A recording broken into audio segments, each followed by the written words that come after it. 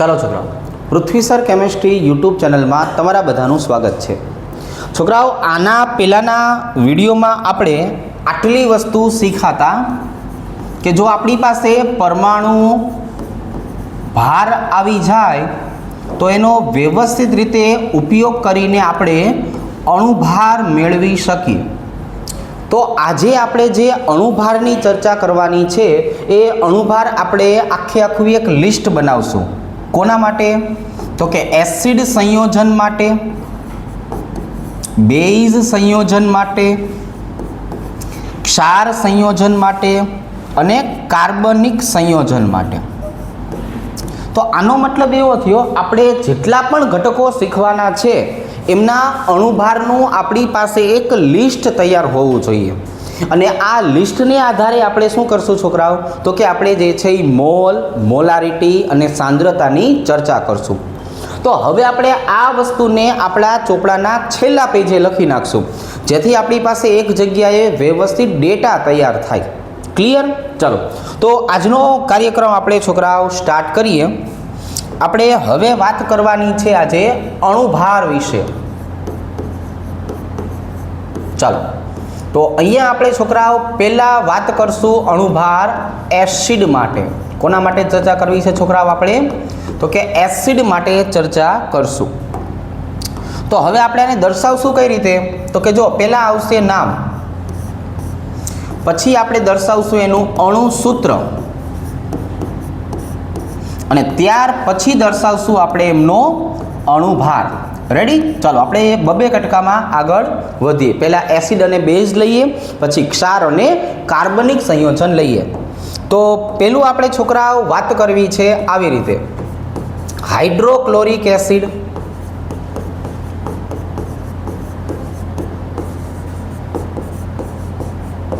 તો જો હું હાઇડ્રોક્લોરિક એસિડની વાત કરું તો આપણે એને દર્શાવશું HCl તરીકે। શેના તરીકે દર્શાવશું? HCl। અને એનો અણુભાર કેટલો થવાનો છે? 36.5। અણુભારનો કોમન એકમ છે ગ્રામ પ્રતિ મોલ। તો આવી રીતે હવે તો કે હવે આપણી પાસે છોકરાઓ બીજા નંબરનો ઘટક છે, એને આપણે નામ આપીએ સલ્ફ્યુરિક એસિડ। જો આવી રીતે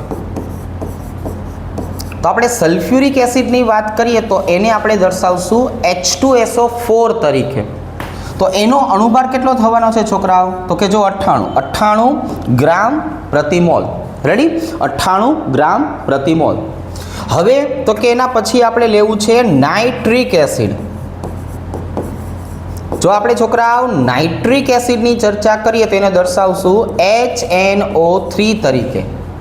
અને HNO3 ની વાત કરીએ તો એનો આપણે અણુભાર લેવાનો છે 63। ચાલો, એના પછી છોકરાઓ આપણે વાત કરવાની છે ફોસ્ફોરિક એસિડ વિશે। આમાં છે ને એક એસિટિક એસિડ આવે છોકરાઓ, પણ એસિટિક એસિડને આપણે કાર્બનિક સંયોજન જે છે એમાં લઈ જવું છે, એટલે અત્યારે આપણે વાત કરીએ છીએ ફોસ્ફોરિક એસિડ વિશે। ફોસ્ફોરિક એસિડનો મતલબ થાય H3PO4, એમનો પણ અણુભાર હોય છે 98। રેડી? આ આપણી પાસે મોલેક્યુલર ફોર્મ્યુલા છે અને આ એનો શું છે? Molecular weight. આપણે એના ડેટા તૈયાર કરીએ। એના પછીની જો આપણે વાત કરીએ તો બીજું નામ આવશે ફોસ્ફોરસ એસિડ। હવે જો આ છોકરાઓ જે ફોસ્ફોરસ એસિડ છે ને એનો મતલબ શું થાય? તો કે H3PO3 અને એનો અણુભાર હોય છે છોકરાઓ 82 ગ્રામ પ્રતિ મોલ। અને છેલ્લે આપણે લખશું છોકરાઓ હાઇપો ફોસ્ફોરસ એસિડ। જો આવી રીતે આ જે હાઇપોફોસ્ફોરસ એસિડ છે એનો મતલબ થઈ જશે H3PO2 અને H3PO2 છે એમના માટે આપણે શું લખશું છોકરાઓ?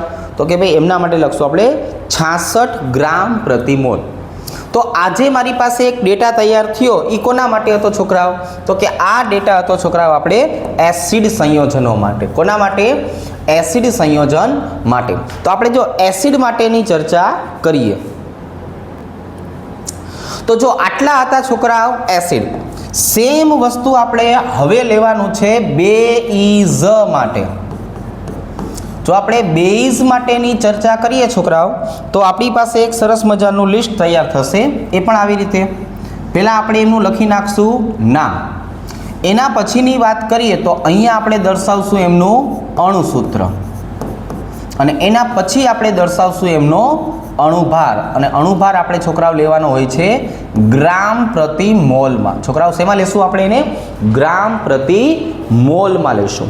તો આપણે જેટલા પણ ઉપયોગમાં આવવાવાળા ઘટકો છે એની ચર્ચા કરીએ. કયા કયા? ચાલો, તો પહેલું આવશે છોકરાઓ સોડિયમ હાઇડ્રોક્સાઇડ.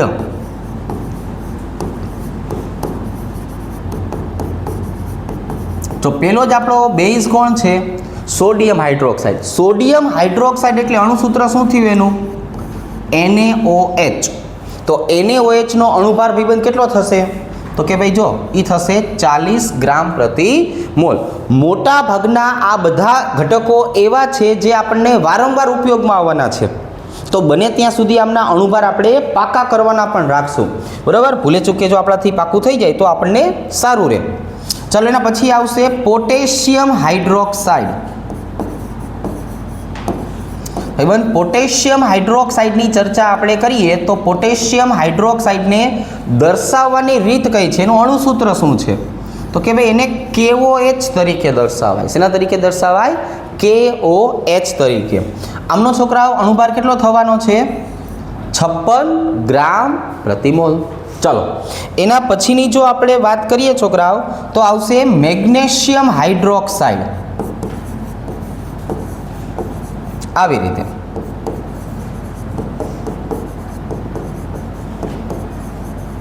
હવે જો આપણે મેગ્નેશિયમ હાઇડ્રોક્સાઇડની વાત કરીએ ને તો એમનું અણુસૂત્ર આવી રીતે હોય MgOH ટ્વાઇસ. કઈ રીતના હોય? MgOH twice. પણ જો તમારે એનો અણુભાર નક્કી કરવો હોય તો કઈ રીતે કરશું આપણે? Mg પછી આ બગડોરીઓની અંદર ગુણી નાખવાનો, MgO2H2. આવી રીતે MgO2H2. કઈ રીતે? મેગ્નેશિયમ હોય એટલે 24 વત્તા ઓક્સિજન હોય એટલે 32 અને વત્તા હાઇડ્રોજન હોય એટલે 2. તો અહીંયા આપણે આમનો સરવાળો કરશું તો આપણને સરવાળો કેટલો મળવાનો છે? તો કે 58 ગ્રામ પ્રતિ મોલ. રેડી? અહીંયા આપણને કેટલો મળશે? 58 ગ્રામ પ્રતિ મોલ. અથવા શું કરીએ કઈ ભાઈબંધ? તો કે જો ઓક્સિજન 32 ને 2 34, 34 થઈ ગયા, 34 વત્તા 24. રેડી? ચાલો, આવી રીતે. એના પછી આવશે છોકરાઓ કેલ્શિયમ હાઇડ્રોક્સાઇડ.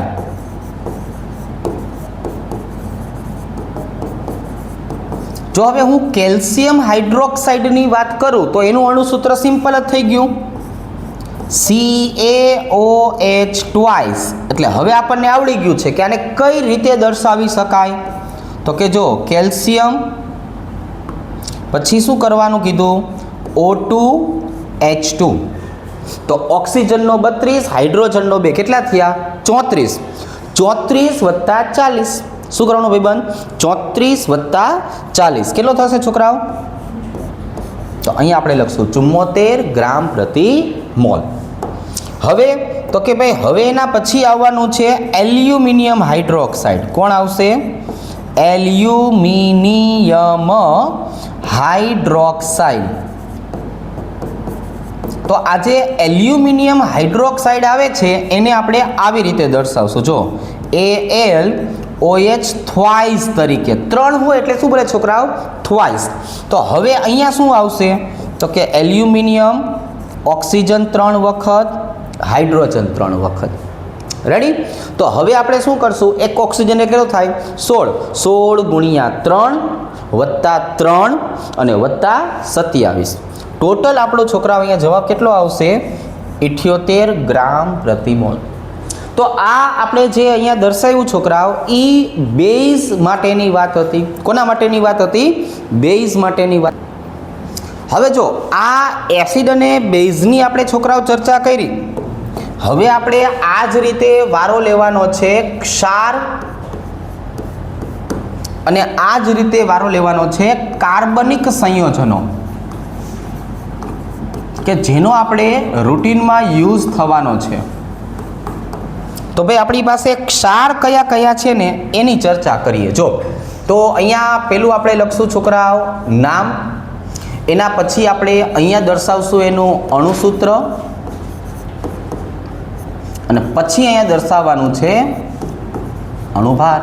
બરાબર, અણુભાર હંમેશા ગ્રામ પ્રતિ મોલમાં આપણે દર્શાવશું. ચાલો, પેલું આપણી પાસે ક્ષાર કોણ આવશે છોકરા? તો કે ભાઈ સોડિયમ ક્લોરાઇડ. કોણ આવશે છોકરાઓ? Sodium chloride. ચલો ભાઈ, સોડિયમ ક્લોરાઇડ એટલે કોણ? તો કે NaCl. એનો અણુભાર કેટલો હોય? 58.5. સોડિયમનો 23, ક્લોરીનનો 35.5. એના પછી કોણ આવશે? તો કે એના પછી આવશે પોટેશિયમ ક્લોરાઇડ. જો આવી રીતે પોટેશિયમ ક્લોરાઇડ એટલે KCl. પોટેશિયમનો 39 અને ક્લોરીનનો 35.5. यहाँ આપણને જવાબ કયો મળશે? 74.5. રેડી? ચાલો, એના પછી આવશે સોડિયમ કાર્બોનેટ. જો એના પછી કોણ આવશે? Sodium carbonate. કોણ છે ભાઈ સોડિયમ કાર્બોનેટ? Na2CO3 N2O3. તો અહીંયા આવશે 106. શું આવશે છોકરાઓ? 106. એના પછી આવશે છોકરાઓ સોડિયમ બાયકાર્બોનેટ. જો સોડિયમ બાયકાર્બોનેટ. હવે આપણે સોડિયમ બાયકાર્બોનેટની વાત કરીએ તો આવી રીતે NaHCO3. હવે NaHCO3 છે એટલે એનો ભાઈબંધ કેટલો થઈ જશે? 84 ગ્રામ પ્રતિ મોલ. રેડી? કઈ રીતે એક વખત ટ્રાય કરી લો. 23 વત્તા 1 24, 24 ને 12 વત્તા એટલે 36 અને 16 તરીને 48. બરાબર? ચાલો, થઈ ગયું? ચાલો, એનો જવાબ આવશે 84 ગ્રામ પ્રતિ મોલ. અને હવે એના પછી એક આવશે છોકરાઓ એલ્યુમિનિયમ સલ્ફેટ. Aluminium sulphate. છોકરાઓ એલ્યુમિનિયમ સલ્ફેટ એટલે કોણ થશે? Al2SO4 twice. રેડી? આમનો અણુભાર હશે 342. કેટલો હશે? 342. જો આવી રીતે. હવે જો તો આપણા માટે ઉપયોગી ક્ષાર ઘટકો આટલા થયા.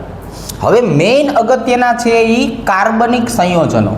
ચલો ભાઈ, કાર્બનિક સંયોજનોનો અહીંયા લખશું આપણે નામ, અહીંયા દર્શાવશું એમનું અણુસૂત્ર અને અહીંયા દર્શાવશું આપણે એમનો અણુભાર. એટલે આપણું આ શરૂઆતની જે પ્રસ્તાવના છે એ પૂરી થાય. પછી આપણે ધીરે ધીરે સિમ્પલ પ્રકારના દાખલાઓથી સ્ટાર્ટ કરીએ. ચાલો ભાઈબંધ, પેલું જો પહેલાં કોણ આવશે? તો કે ભાઈ પહેલાં લખશું આપણે એસિટિક એસિડ. હમણાં જે એસિડમાં આપણે વાત કરી હતી ને કે આપણે થોડીક વાર પછી લેશું, એ છે એસિટિક એસિડ. એસિટિક એસિડનો મતલબ શું થાય? એનું અણુસૂત્ર શું છે? CH3COOH. અને આનો અણુભાર કેટલો હોય છોકરાઓ? 60. કેટલો હોય? 60. એના પછી જો આપણે વાત કરીએ તો સૌથી અગત્યનો ઘટક કોણ છે આપણો? તો કે ગ્લુકોઝ. ગ્લુકોઝની વાત કરીએ તો C6H12O6. અહીંયા કેટલો જવાબ આવશે? 180. કેટલો આવશે? 180. ગ્લુકોઝ પછી અગત્યનો ઘટક કોણ? સુક્રોઝ. Very good. સુક્રોઝની વાત કરીએ તો C12H22O11. અહીંયા છોકરાઓ અણુભાર આપણને કેટલો મળવાનો છે? 342 ગ્રામ પ્રતિ મોલ. કઈ રીતે આપણે આવડી ગયું છે ને? શું કરવાનું? 12 ગુણ્યા 12 વત્તા 22 અને વત્તા 16 ગુણ્યા 11 પછી બધાનો સરવાળો. એટલે છેલ્લે આપણે આના માટે ગ્લુકોઝનું પણ આપણે ગોઈતું હતું. પછી છોકરાઓ આવશે યુરિયા. યુરિયાની જો આપણે વાત કરીએ તો યુરિયાનું બંધારણીય સૂત્ર છે ને આવું છે CNH2C=ONH2. આવી રીતે. પણ મારે એનું અણુસૂત્ર લખવું હોય તો કે નાઇટ્રોજન કેટલા? 2. હાઇડ્રોજન કેટલા છોકરાઓ? તો કે 4. Carbon 1, oxygen 1. અણુભાર થાય એનો 60. અણુભાર એનો 60 થાય. એમાં યુરિયા, સુક્રોઝ અને ગ્લુકોઝ એને ખાસ યાદ રાખશું, વારંવાર આવ્યા રાખશે. એટલે ચલો હવે એના પછી આપણે કોનો વારો લેવાનો છે તો કે ઇથેનોલ. જો આપણે ઇથેનોલની વાત કરીએ તો ઇથેનોલ એટલે કોણ થયું? CH3CH2OH, જેમાં કાર્બનની સંખ્યા 2, હાઇડ્રોજનની સંખ્યા 6, ઓક્સિજનની સંખ્યા 1. એટલે આનો અણુભાર કેટલો થશે? 46 ગ્રામ પ્રતિ મોલ. અને છેલ્લું આપણું બંધારણ છે છોકરાઓ મિથેનોલ. જો ભાઈબંધ છેલ્લું કોણ? મિથેનોલ. મિથેનોલ એટલે કોણ થયું? CH3OH, જેમાં કાર્બનની સંખ્યા 1, હાઇડ્રોજનની સંખ્યા 4, ઓક્સિજનની સંખ્યા 1. આમનો અણુભાર થશે 32 ગ્રામ પ્રતિ મોલ. તો અહીંયા છોકરાઓ આપણે છેલ્લા પેજ ઉપર મસ્તીનું એવું એક લિસ્ટ બનાવી દેવાનું છે કે જ્યારે પણ તમારે કોઈ પણ દાખલો ગણવાનો થાય તો આપણને અણુભાર એટલીસ્ટ અત્યારે આવડી જાય. અને જેમ જેમ આ દાખલાઓની આપણે પ્રેક્ટિસ કરતા જશું એમ બધા જ અણુભાર આપણને યાદ પણ રહેતા જવાના છે. પહેલાં આપણે આ બધા જ અણુભારનું એક લિસ્ટ તૈયાર કરી નાખીએ. હવે આ જો છોકરાઓ, હવે આપણી પાસે 4 પ્રકારના ઘટકો છે, એમના અણુભારનું લિસ્ટ તૈયાર થઈ ગયું છે. કયા કયા? એસિડ, બેઝ, ક્ષાર અને કાર્બનિક સંયોજનો. રેડી? ચલો તો હવે આપણે શું કામ કરવાનું છે છોકરાઓ? તો કે પહેલું એક સિમ્પલ ફોર્મેટ શીખવાનું છે કે જેનાથી આપણને ગણતરી સહેલી પડે. હવે અહીંયા શું કરશું? તો કે હવે અહીંયા આપણે જો આ વસ્તુ કરશું કે ભાઈ અહીંયા આપણે મોલ ગોતતા શીખવું છે. તો અત્યારે આપણે જે વસ્તુ શીખવાની છે એ આવી રીતે છે કે હું જો મોલની વાત કરું છોકરાઓ તો મોલ આપણે કઈ રીતે ગોતશું? તો કે ભાઈ વજનના છેદમાં અણુભાર. શું આવશે છોકરાઓ? વજનના છેદમાં અણુભાર. રેડી? જો આવી રીતે છોકરાઓ આપણે મોલ કન્સેપ્ટની વાત કરીએ તો મોલનો મતલબ શું થવાનો છે? Weight is divided by molecular weight. જો આવી રીતે આપણને વેઇટ છે ને એ ગ્રામમાં આપશે. વેઇટ શેમાં મળશે? દર વખતે ગ્રામમાં. મોલેક્યુલર વેઇટ શેમાં છે? ગ્રામ પ્રતિ મોલ. એટલે બંનેના ગ્રામ ગ્રામ ઉડી જશે ને જવાબ જે આવશે શેમાં આવશે? મોલમાં આવશે. ક્લિયર? ચલો તો હવે આપણે સિમ્પલ પ્રકારના દાખલાઓથી સ્ટાર્ટ કરીએ. જો ફોર એક્ઝામ્પલ 4.9 ગ્રામ H2SO4. આપણે આ બધાના શું ગોતવાના છે? મોલ ગોતવાના છે. રેડી? એટલે આપણે એનું એક ફોર્મેટ છે તૈયાર કરી નાખીએ. જો આવી રીતે 8 ગ્રામ NaOH, આવી રીતે 1.8 ગ્રામ યુરિયા, આવી રીતે છોકરા 5.85 ગ્રામ NaOH NaCl. જો આવી રીતે અહીંયા આવશે છોકરાઓ 23 ગ્રામ ઇથેનોલ. બરાબર? ઇથેનોલ લખ્યું એટલે આપણને એનો મતલબ ખ્યાલ આવી જાય. 90 ગ્રામ ગ્લુકોઝ. આવી રીતે. રેડી? ચાલો એના પછીની આપણે છોકરાઓ વાત કરીએ તો અહીંયા આપણે એક નાનકડું એવું પાછું વાદળું બનાવી નાખીએ. તો હવે આ મોલ છે એ ખરેખર છે શું? આપણે મોલની વાત કરીએ તો મોલ એટલે શું? તો કે જો આપણે આમ જોવા જઈએ તો મોલનો મતલબ થાય છે પદાર્થનો જથ્થો. આ જથ્થાના ઘણા બધા મતલબ છે, એ આપણને એસટીપી પરિસ્થિતિ પ્રમાણે મળશે, પણ એ તત્વયોગ મિતીયમાં પ્રમાણ આવવાનું છે એટલે આપણી ટોપિકને પાછળ રાખ્યો છે. તો મોલનો જથ્થો છે ને એ એવોગેડ્રો આંક મુજબ મળતો હોય છે.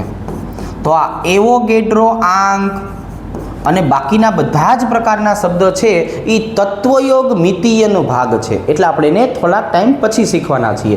અત્યારે માત્ર ને માત્ર મારે શીખવાડવું છે કે મોલ એટલે પદાર્થનો જથ્થો કહેવાય. હવે અહીંયા હું તમને એક બીજું ફોર્મેટ પણ શીખવાડું. માની લો કે મોલ જે છે એ મને મળશે કઈ રીતે?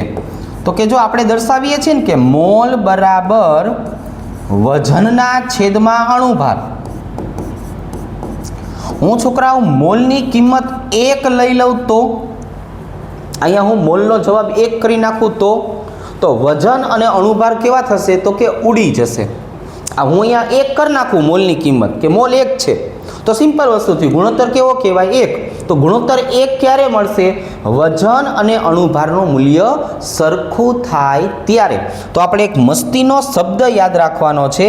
એ શબ્દ આપણા માટે બહુ અગત્યનો છે. શું છોકરાઓ? તો કે 1 મોલ પૂછે ને હવે પછી 1 મોલ તો ત્યારે આપણે શું બોલવાનું છે? તો આપણે બોલવાનું છે અણુભાર જેટલું વજન. આ આપણને મોલારિટી અને મોલાલિટી ગોતવા માટે ઉપયોગી થશે. મોલ કોણ? પદાર્થનો જથ્થો. શેને આધારે નક્કી કરશું? એવોગેડ્રો આંક અને તત્વયોગ મિતીય પ્રમાણને આધારે એસટીપી પરિસ્થિતિ મુજબ. અત્યારે મોલ બરાબર વજન છેદમાં અણુભાર. જો હું મોલની કિંમત 1 લઉં તો 1 મોલ એટલે અણુભાર જેટલું વજન. બેનો ગુણોત્તર સરખો. ચલો હવે આપણે આટલા દાખલાઓ ગણીએ જેથી આપણને છે એ મોલ ગોતતા આવડી જાય.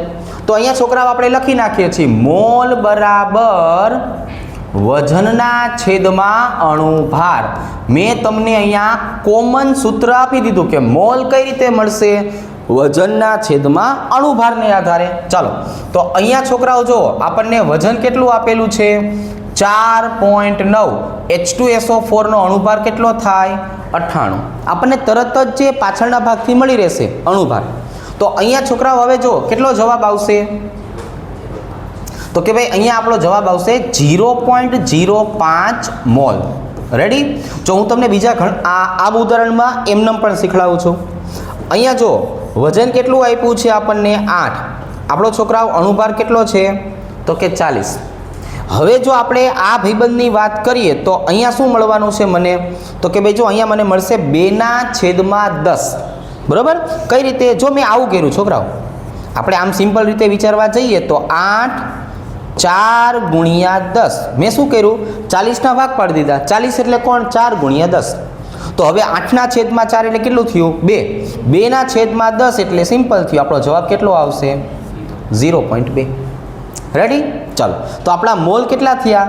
0.2. અહીંયા જુઓ છોકરાઓ, અહીંની જો આપણે વાત કરીએ તો 1.8/60. કેમ કે હવે આપણે દરેકના મોલ જે છે એ ગોતવાના છે. ચાલો ભાઈ 1.8/60 કેટલો જવાબ આવશે? 0.03 મોલ. રેડી? જો આપણે શું કરીએ છીએ ભાઈબંધ? આપણને જેટલું પણ વેઇટ આપેલું છે એને ડિવાઈડ બાય શું કરીએ છીએ? એના મોલેક્યુલર વેઇટ. એટલે આપણે બંનેનો માત્ર ને માત્ર શું કરવાનો છે? ડિવાઇડેશન. ઓકે ચાલો અહીંની જો આપણે વાત કરીએ તો છોકરાઓ શું કરવાનું છે?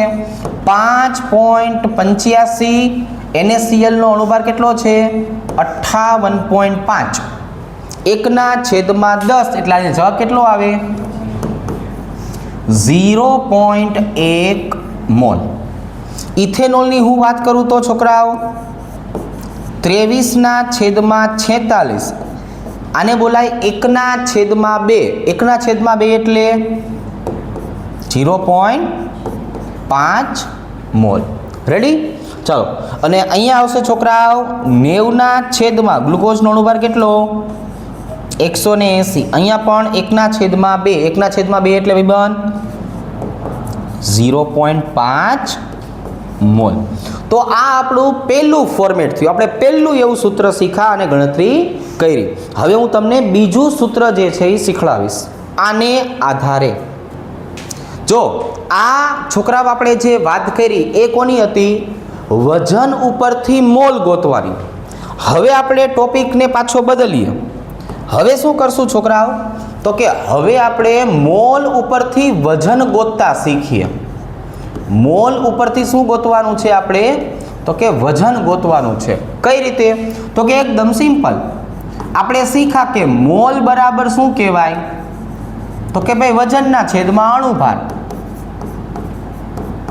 તો હવે તમે વજનને સૂત્રનો કરતા બનાવી લ્યો તો શું થવાનું છે? મોલ ગુણ્યા અણુભાર. અને થોડીક વાર પહેલાં આપણે શીખવાડ્યું હતું કે હું અહીંયા મોલની કિંમત 1 મૂકી દઉં. છોકરાઓ, આ મોલની કિંમત 1 મૂકી દઉં તો શું થશે? કેટલું વજન થશે? તો આપણે લખી નાખશું કે 1 મોલ બરાબર 1 મોલ બરાબર અણુભાર જેટલું વજન. અણુભાર જેટલું વજન. રેડી? ચાલો, તો હવે આપણે છોકરાઓ વાત કરીએ આવી રીતે. આપણને અલગ અલગ માહિતી આપેલી છે. 0.1 મોલ KOH આપણે આનું વજન ગોતવું છે. રેડી? ચાલો, 0.02 મોલ HNO3 આવી રીતે, 0.3 મોલ છોકરાઓ અહીંયા આપણે વાત કરશું મિથેનોલ વિશે. ચલો આવી રીતે અહીંયા આપણે છોકરાઓ દર્શાવવું છે 1.5 મોલ H3PO3. જો આવી રીતે અહીંયા આપણે છોકરાઓ દર્શાવવું છે 2.0 મોલ યુરિયા. અને અહીંયા છોકરાઓ આપણે દર્શાવવું છે 0.04 મોલ સોડિયમ કાર્બોનેટ Na2CO3. આ આપણને એક નાનકડું એવું ફોર્મેટ આવડશે. શું આવડશે છોકરાઓ? નાનકડું એવું ફોર્મેટ આવડશે. તો હવે અહીંયા આપણે વજનને સૂત્રનો કરતા બનાવી એટલે શીખા કે વજન બરાબર તો શું કરવાનું છે? મોલ ગુણ્યા અણુભાર. શું કરવાનું છોકરાઓ? મોલ ગુણ્યા અણુભાર. રેડી? ચાલો, તો હવે ભાઈબંધ વજન બરાબર શું કરવાનું છે? 0.1 ગુણ્યા 56. કેટલો જવાબ આવશે? ચલો 5.6 ગ્રામ. અહીંયા જુઓ છોકરાઓ, આપણે લખશું વજન બરાબર 0.02 ગુણ્યા 63. લાવો જવાબ. ચાલો ચલો 1.26 ગ્રામ. અહીંયા જુઓ છોકરાઓ, વજન બરાબર આપણે લખશું 0.3 ગુણ્યા 32. રેડી? ચાલો, એટલે અહીંયા આપણો જવાબ કેટલો આવશે? 9.6 ગ્રામ. ચલો અહીંયા જુઓ છોકરાઓ, વજન બરાબર આપણે શું કરવાનું છે? 1.5 ગુણ્યા 82. જો અહીંયા મેં છે ને H3PO3 લીધું છે એટલે 82 આવશે. કેટલું આવશે? 82. રેડી? ચાલો 123 ગ્રામ. અહીંયા છોકરાઓ જો વજન બરાબર 2 ગુણ્યા 60. ચલો 120 ગ્રામ. અને અહીંયા છોકરાઓ કયું આવશે? વજન બરાબર 0.04 ગુણ્યા 106. તો અહીંયા આવી જશે 4.24 ગ્રામ. બરાબર છે?